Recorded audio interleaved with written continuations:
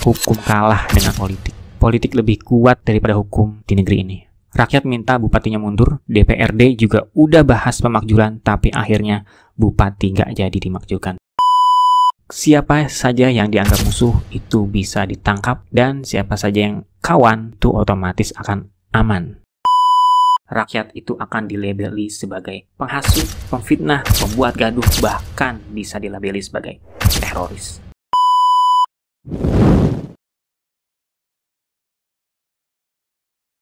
Kalian ngerasa dihianatin gak sih?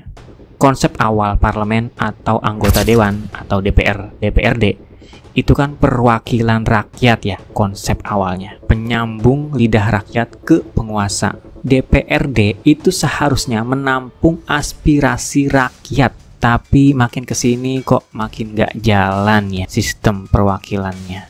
Belum lama ini kita udah bahas dan kritisi dana reses di video yang ini. Reses itu kan diambil dari uang APBN kita, artinya kita gaji mereka pakai uang kita. Buat apa? Buat menampung aspirasi rakyat katanya.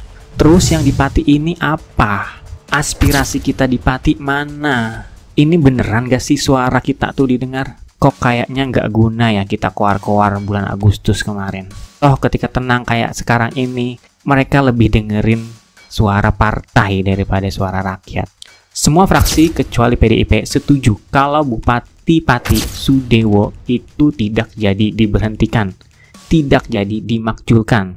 Aduh, kayaknya gue salah jurusan nih guys. Harusnya dulu waktu kuliah gue ambil jurusan politik, karena kenyataannya hukum kalah dengan politik. Politik lebih kuat daripada hukum di negeri ini. Rakyat minta bupatinya mundur, DPRD juga udah bahas pemakzulan, tapi akhirnya bupati nggak jadi dimakzulkan. Dan nggak cukup sampai di situ. Setelah itu, 2 orang yang jadi pentolan demo malah ditetapkan sebagai tersangka. Nah, ini publik jadi bertanya-tanya. Apakah sekarang hukum itu dipakai untuk menindas rakyat sendiri? Apakah hukum dipakai untuk menekan suara yang mengkritisi? Gue lawyer, gue jelasin penyalahgunaan kekuasaan. Penyalahgunaan kekuasaan atau abuse of power itu bisa terjadi di mana-mana. Di mana ada kekuasaan, pasti ada kecenderungan untuk penyalahgunaan. Dan yang paling bahaya dari abuse of power atau penyalahgunaan kekuasaan adalah satu, orang-orang akan jadi takut dengan penguasa. Ya gimana nggak takut? Salah-salah dikit ancamannya adalah penjara. Salah-salah dikit mereka hilang kebebasannya untuk hidup normal. Padahal mengkritik itu adalah hak yang dijamin oleh konstitusi kita, Undang-Undang Dasar 1945. Dan yang kedua, yang bahaya dari abuse of power adalah hukum bisa dijadikan alat politik. Artinya adalah siapa saja yang dianggap musuh itu bisa ditangkap, dan siapa saja yang kawan itu otomatis akan aman. Jadi hukum tidak lagi objektif, melainkan subjektif sesuai dengan arahan penguasa. Dan yang ketiga, yang bahaya dari abuse of power adalah hilangnya kepercayaan dari rakyat kepada sistem hukum dan penguasanya. Dan kalau udah kayak gitu, jangan heran kalau ada rakyat bilang, kalau ada orang yang bilang hukum itu tajam ke bawah dan tumpul ke atas. Sebenarnya sebagai praktisi, gue sedih banget ngomongnya bahwa hukum itu tajam ke bawah dan tumpul ke atas.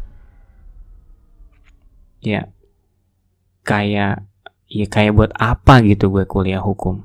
Terus emang harusnya gimana sih bang?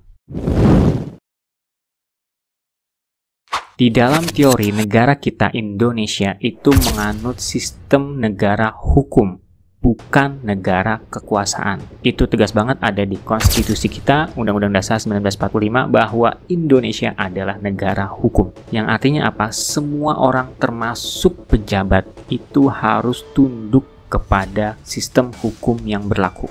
Tidak ada yang kebal hukum, dan hukum tidak boleh dijadikan alat politik. Dan sebenarnya ada beberapa benteng yang disiapkan supaya kekuasaan itu tidak sewenang-wenang atau liar. Seperti misalnya DPRD itu bisa mengawasi pejabat daerah. Ada juga ombudsman, itu bisa menilai maladministrasi. Dan bahkan kalau misalnya ada pejabat yang kebijakannya sewenang-wenang, itu kebijakannya bisa kita gugat di Pengadilan Tata Usaha Negara (PT UN).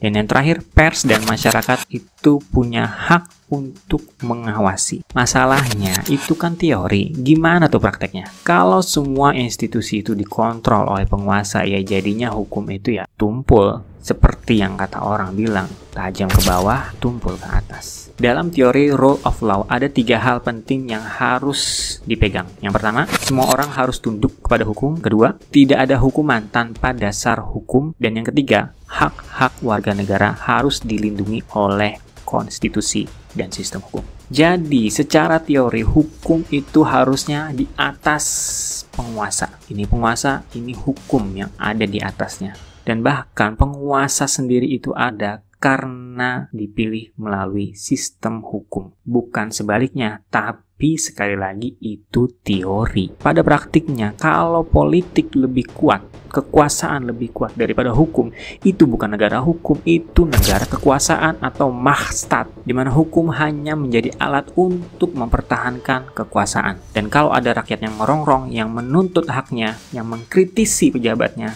di negara kekuasaan atau mahstat, rakyat itu akan dilabeli sebagai penghasut, pemfitnah, pembuat gaduh, bahkan bisa dilabeli sebagai teroris. Dan lagi-lagi hukum akan menjadi topeng dan keadilan akan dikorbankan. Kalau hukum bisa dengan mudahnya dikontrol oleh penguasa, maka rakyat yang kritis tidak akan pernah benar di mata negara. Tapi kalau hukum bisa menundukkan kekuasaan, itu baru yang dinamakan dengan negara hukum. Gue lawyer, kayaknya gue harus kuliah jurusan politik ya guys. Tulis di komen kita bahas apa lagi.